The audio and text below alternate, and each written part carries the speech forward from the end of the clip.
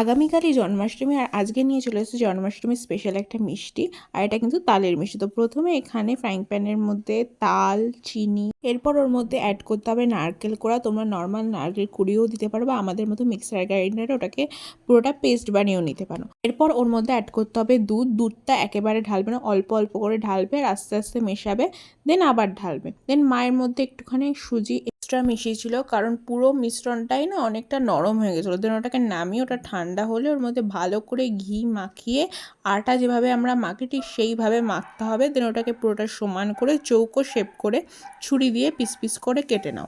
Normally চৌকো আকারে কাটলেই হবে, অন্যান্য শেপও দিতে পারো, সেটা তোমাদের ইচ্ছা। দেন কড়াইতে তেল দিয়ে ওটাকে বেশ ভালোভাবে ভেজে নাও এবং চিনি শিরার মধ্যে ভিজিয়ে রাখতে হবে। ওই 1 ঘন্টা মতন রাখলেই হবে। আর এই মিষ্টিটা কিন্তু খুবই সফট হয়, তো সেটা খেয়াল রেখো যাতে রস থেকে তোলার সময় ভেঙে না যায়। তো দেখাবে পরের ভিডিওতে, বাড়িতে অবশ্যই বানিও। টাটা।